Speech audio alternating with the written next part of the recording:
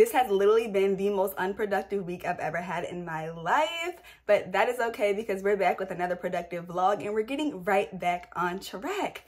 When I tell you, y'all, my period tried to take me out, and it's literally not even my period, it's the symptoms, but we'll get into that a little bit later. First, I want to announce the giveaway winner for the Cast Your Cares Guided Journal. This is our last giveaway for the 100K milestone, and again, I just want to say thank you to you all for supporting me along this journey, for sharing your testimonies of what God is doing in your life, and us growing this beautiful faith family together. So I'm super excited. I will put the name of the giveaway winner on the screen, and please make sure that you comment down below to confirm so that I can ship it out to you. I just love it. I told you guys it feels like Christmas doing like the giveaway, so that's been super fun. But yeah, let's go ahead and get into the weekly recap because what even happened this week? This is the first time, actually the second time I'm picking up the camera this week. The first time was literally yesterday when I went to the Madison Ward concert. This is my second time seeing Madison, and she does not disappoint. And literally, I wasn't gonna buy tickets at first because I was like, oh, maybe she's just gonna do the same songs. But then I was like, oh, the tour is named something different. And she wound up actually dropping a new album called Purify Love. And so it dropped kind of like really close to the tour date. So I was like, man, I don't even have time to learn a lot of the words for the new songs. So like going into the concert, I was like, oh my gosh, like I'm trying to like binge listen to the album. But this album had like a lot of lyrics to it. So girl, I was struggling, okay? I was struggling to learn all of the lyrics. So I did wind up going to the concert, and it was really, really nice. I was mad because I wanted to be the first person in line because, number one, I really cannot see y'all. And number two, my contacts are expired. So if I am like a little bit too far behind, I legit cannot see anything. So I was like, I need to be the first person in line so that I can be in the front row. So nobody's like in front of me. Like I just need to be able to see. But I wasn't able to do that because people were literally lined up probably since like 5 o'clock and the doors opened up at 7. So I definitely got there at like maybe like 6:05. Still got parking in front of the venue. It was at Auto Bar. But anyway, it just all worked out because while I was waiting there, I met up with Naisha and Shayla, and then there was other girls there from the church. Rihanna wound up being there, which was so funny. And then my bishop wound up being there. So we were able to like get in a little bit earlier and go sit like up in like the VIP section, which was so nice because I wasn't gonna have like anybody right in front of me. And we got to sit down because literally I'm an old lady, and if I stand too long, I'd be like, Lord, please, I just want to sit down. Even though I was wearing sneakers, but the sneakers I had were not comfortable. Like they are really heavy shoes. So yeah, anyway, I had an amazing time. She did great as always. She played a lot of her old songs as well. So that felt nice to like at least have some songs that I could like sing along with. Cause that's the best part about being at a concert is like singing along. And she waved to me, y'all. I was so excited.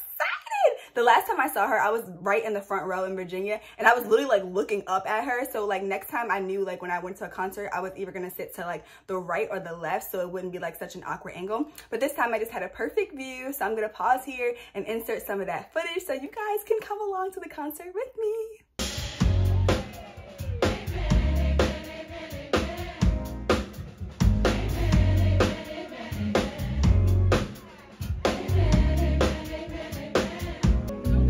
You.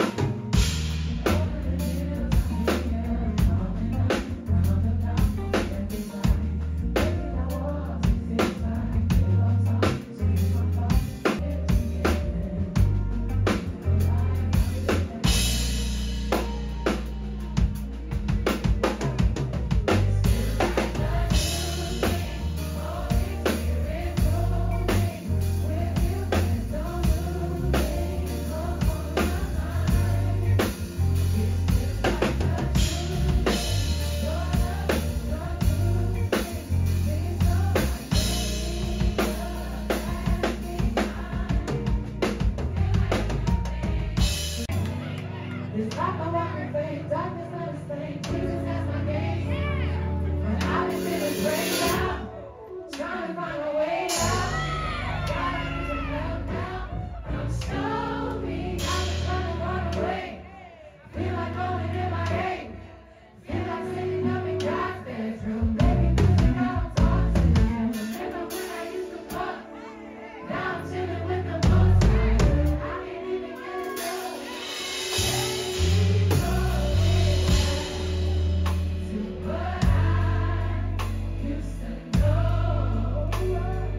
Lord, please hold my hand as I go down this road. Take me going. And may all those wither away. They should make. Been holding on to a chance for this long. Who wants to look up when it's gone?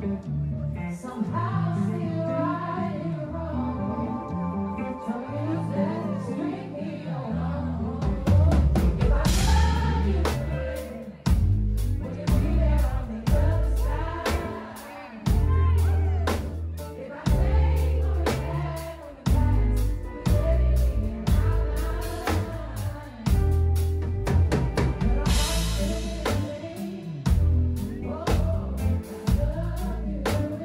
I'm Okay, we're back. Didn't she do so good, y'all? So anyway, yeah, I had a great time with that. That was probably like the biggest high of my week.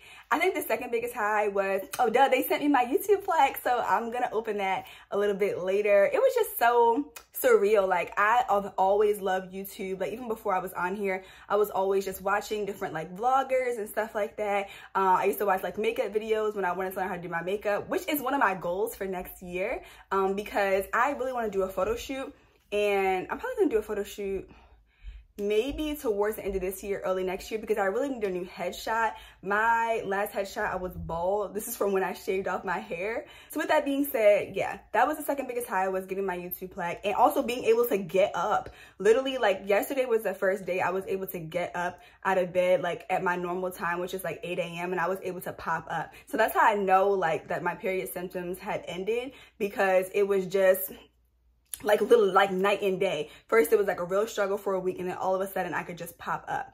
So with that being said, let's go ahead and get into the lows. The biggest low being that I failed the 75 hard challenge.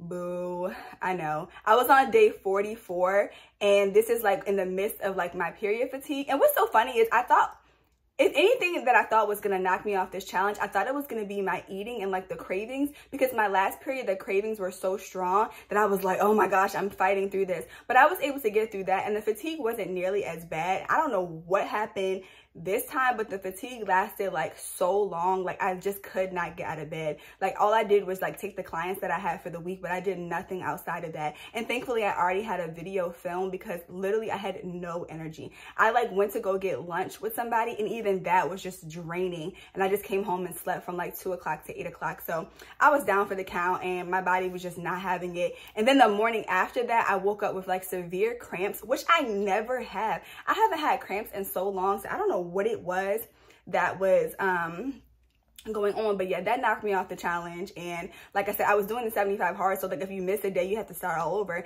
And honestly, I'm not starting over after day 44, so we're just gonna call it that. I'm really proud of myself for even making it this far. The first time I did 75 hard, I made it like 2 weeks, and my mindset like really talked me out of, you know, I just felt like my mind was really weak at that point, and I was giving myself a lot of excuses. But this go around, like, there were many moments where I just wanted to quit just because I didn't feel like doing something, and I still was able to be like, you know what, no, you said you were going to be committed, stay in this, and, you know, keep pushing. So I'm really proud of myself. Like I said, you know, I wish I could have finished the challenge, but because I was following it the way that it was, I'm like, I'm not starting over at day 44. We're just going to call it that. And that's just going to be what it is. I did feel like I increased, like, I feel like I still accomplished the goal that I set out when I did the challenge. Like, I wanted to increase like my mental discipline and increase my capacity. And I feel like doing the extreme version of the challenge really did that, because now any other challenge that I do in between is going to be nothing, because that was like a really hard challenge. Like every day I just wanted to quit, like especially like if I had a lot of stuff to do that day, I would find myself like at 11 o'clock trying to walk on my treadmill, read my book at the same time, finish 80 ounces of water. Like it was a lot. So yeah, I'm never doing this challenge again, but it served its purpose.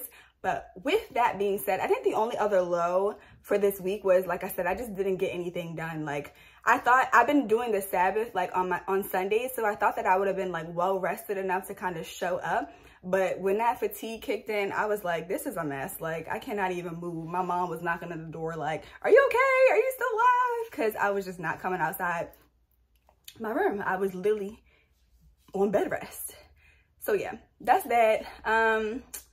I was reviewing my goals for October and I was like, man, I'm really behind on what I said I wanted to do. So I really have to like lock in and focus next week and for the next 2 weeks of October, because I really need to get this particular project done before this month, or it's gonna affect the other things that like follow along. So I'm not working on anything else besides taking the clients that I have and then finishing this project. So that's like my main strategy. And I'm probably gonna have to wake up a little bit earlier because I really like to take my time in my quiet time with God. And sometimes if I wake up later than I said I was going to, it feels like I'm like rushing through, or it's like during my quiet time, it feels like I'm thinking about everything else that I have to do. So I don't really like that feeling, and I want to make sure that I'm like getting what I need to get done, but also being present and not distracted. Because I could be in my quiet time with God, but mentally be somewhere else.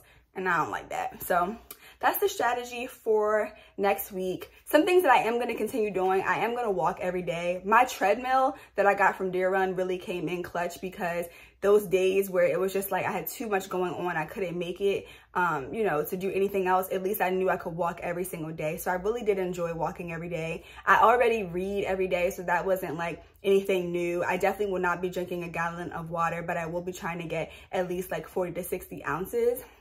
So those are some things that I definitely want to continue in doing. But I think moving forward, whenever I want to do like some type of challenge, I'm going to focus on like habits that I actually really want to see long term. I think I have this habit of like thinking really extreme, and this is something that I'm working through in therapy, where it's like I either am doing nothing or like everything, you know? And so I want to focus on like perfecting and refining habits that I really, really want to see over a lifetime, versus trying to like push myself to extremes and then it not being, you know, it's not sticking around. Because honestly, after 21 days, you're supposed to have a habit, but it's been 44 days for me. And as soon as the challenge ended, like all that stuff went out the window. So that showed me, okay, you weren't like really committed to those particular things being a habit in your life. And so you really should put more of your energy into other things. So I'm like gonna try to scale back and learn the gray area. That's my strategy, not just for next month, but just life moving forward,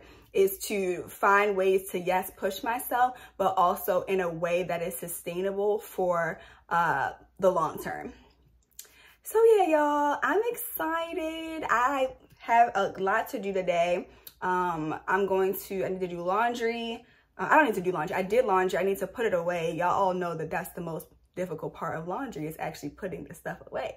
So I have to do that. I need to eat. I have not eaten today. I did get some coffee this morning, and it was good, but coffee is just not my friend. So I won't be doing that again.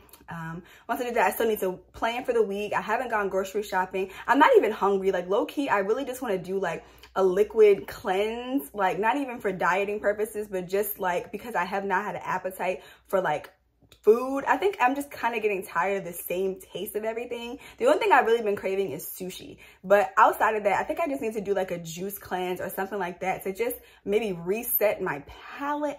I don't know, y'all. The food that I want is too far, and the food that's around here, I just don't have a taste for. So I'm thinking about just doing like juice and smoothies or something like that next week. So yeah, that's the plan. So yeah, I'm done rambling. We have a lot to do, and I will see y'all when probably I start folding laundry. Okay, bye. Let me know how your week was. Let's get back on track, okay? We're not stopping. We're getting back on track.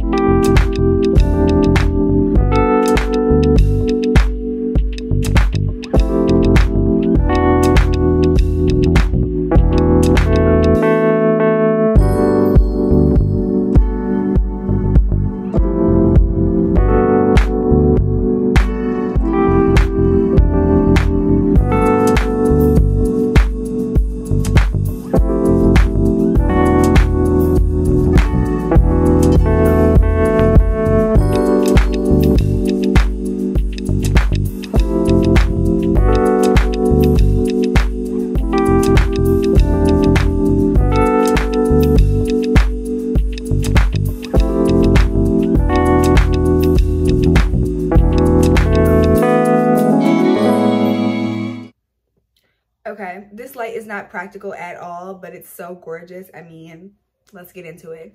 Anyway, I'm sitting here and I just finished the laundry, which took me like an hour and a half to fold because honestly, I'm still experiencing some of the fatigue that I was talking about earlier, and it's just been taking me like a long time to do simple tasks, but we're just gonna have to work with what we got. I finished that, but as I was sitting here, I was just thinking about where I was this time last year. And I was like super depressed. I was going through a hard time. And I remember I didn't even have the capacity to really like encourage other people because I was just so down bad. And I just really needed to focus all of my energy on just keeping my eyes on God. But I remember last night at the concert, one of the songs that Madison sang was called Seasons. And that song I played like all last year when I was really going through because it just reminded me, like one of the lyrics is like, seasons always change. And that's really so true because in that time, I knew my season was going to change eventually. I just didn't know when. But I'm sitting in here and like, I thought it was going to be such a longer season than what it was. But like God really just shifted my entire life. And I was just thinking about like how God does impossible things, like things that like in the natural, you just be like, there's no way, like, I don't see anything happening. And then suddenly, you know, like there's a difference between suddenly and instantly. Like suddenly is like at any moment this can happen. Instantly seems like overnight. But if you look at like just God, like he does things suddenly. Like suddenly your season could just shift. Suddenly things could go from like impossible to possible. And I was reading actually in 2 Kings, this is chapter 7, and I haven't read all of the context, so please forgive me as I'm just studying this. But this is basically, I think there was either like a famine in the land or something. I'm not completely sure, but it's like verse 1 through 3 in 2 Kings chapter 7. And this is Elisha, and he sends a message to the king, and he basically says that this is what the Lord says. By this time tomorrow in the markets of Samaria, 6 quarts of choice flour will only cost 1 piece of silver, and 12 quarts of barley grain will only cost 1 piece of silver. And so this seemed like an impossible thing to even like recognize and understand because like everything had been taxed so high in this previous time. And so what's interesting is that there was an officer that was assisting the king, and he said to Elijah, he said, that couldn't happen even if the Lord opened the windows of heaven. And then Elisha replied, you will see it happen with your own eyes, but you won't be able to eat any of it. So just for some context, it said that whatever they were selling, it was really expensive. It was like 2 pounds of silver. It was really expensive or whatever. And so here Elisha is prophesying something that just seems impossible. And the man that was with the king, literally, he spoke in unbelief and even basically said that even if God opens the windows of heaven, this would be impossible. And Elisha's like, you're going to see it happen with your own eyes. Like God's going to allow you to experience what was on the other side of your unbelief because you're basically trying to tell him that he's limited. And when I think about that in the season, I feel like whenever you're going through a season of trials and testing, there's always like the enemy trying to get you to doubt what God said. Because whenever you go into a season, there's always like a word that's attached to that. Like God would show me like areas what he was doing in my life, and I would go into a season where it looked like the complete opposite, and I'd be like, God, but you just said this is what it was gonna be, right? And the number one thing that's tested when you're going through seasons of suffering is your faith. Like, are you going to stand firm on the word of God? And one thing that has always, you know, kept me was the reminder that the word is the evidence of what God is doing behind the scenes. Like, he wouldn't give the word if there wasn't already activity in heaven. He already knew the time in the season. So he gave me the word so that I could hold on to it as a reminder to not stand on what I see. And so here this man is, he's looking to see what's possible in the natural, and he's missing the supernatural move of God and even an opportunity to believe and see the power of God because he's so focused on his initial circumstances. So for me, like, I'm sitting here and I'm like, God, what seemed impossible, like, is possible now. Like, it blows my mind. So like for anybody that's just going through a season where it just seems like it's not going to change, it's not going to get better, like, remember the last thing that the Lord said to you. He didn't tell you that because he's a motivational speaker or he's trying to encourage you. He told you that because he's the living God and his word will not return to him void. So he sent it out knowing that it was going to come to pass. He speaks from a finished place. So yeah, I am just reflecting. I am just reflecting and I'm just grateful.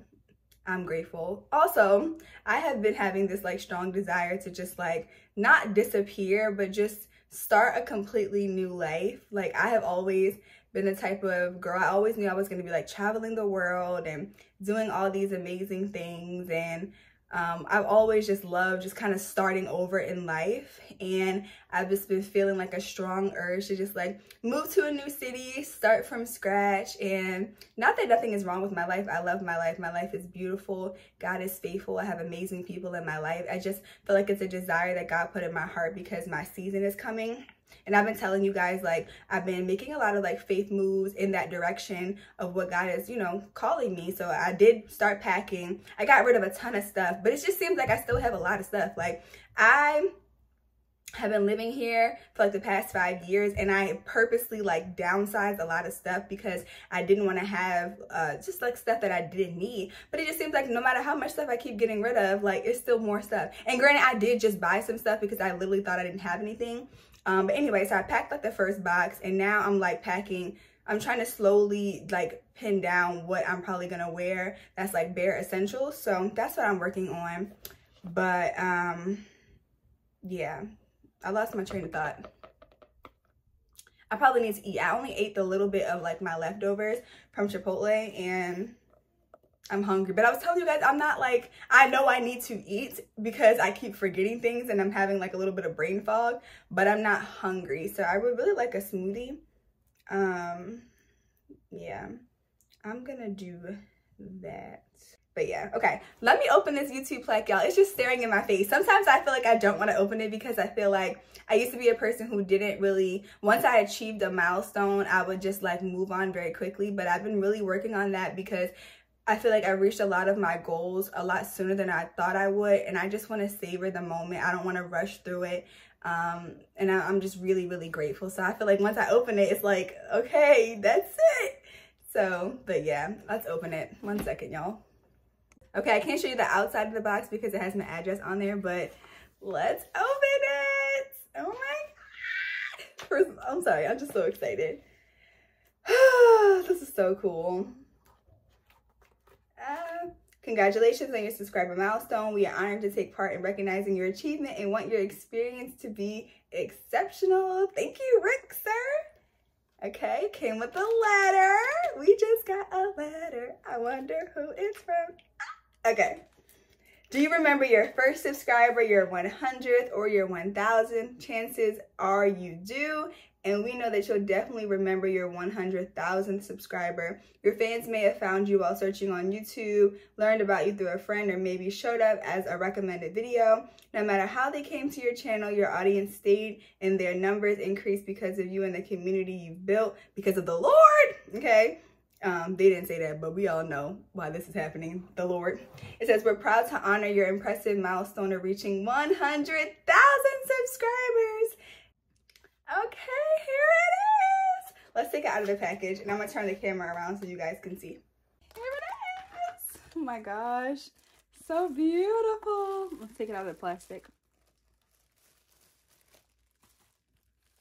Here it is. We did it, guys. I have to tap it like because I feel like that's like the influencer way. Oh my gosh, this is so cool. It has my name. I made sure I spelled it correctly. Oh my God, I'm so excited. Thank you guys so much for helping me to reach this beautiful milestone. I love you guys. On the road to 1 million. I'm so excited. God is so cool. I wish I could find the video where I literally trolled myself into this process where I think I had like maybe 600 or 1,000 subscribers. I don't even think I had 1,000 subscribers where I was like, okay guys, subscribe to me on my journey to 100K. And we really are here. Like, when I tell you God is hilarious, like, God is hilarious. You never know what God will use to just like shift your whole life. Like, this whole time I thought my life was going in a completely different direction. And I know this is just the beginning of what God is doing. And I'm just so excited. Somebody asked me like, oh, like, what's your 5-year plan? Like, bro, I stopped planning like 3 years ago, because once I realized, when I got saved, the thing that really drew me to God was that he literally had a perfect plan. Like, God is the ultimate planner. And I was like, wow, I've been sitting here stressing and obsessing over planning out my life when God literally has a perfect plan. Like, it's well thought out. He has seen all the bumps, all the hills, all the opening doors. Like, he's seen it all, and all I have to do is follow him. I may not always know what he's doing, but I can always trust that it is good because he is good. So there's been some bumps and some, my God, it's been some hills and it's been some valleys, but like, to know that I'm in the will of God just means the most, because I lived a lot of my life not in his will. I lived a lot of my life in disobedience and was filled with stress and anxiety and depression and all these things. And so, like I said, this is just a beautiful reminder. It's like a God wink, like, I got you, you know. So thank you guys again. I'm so excited. Now let's plan, because we can't get stuck in nap mode, okay? Wake up. If you're sleepy, wake up and do what you need to do, okay? Let's go plan. Do people still do that weird transition anymore? I don't know.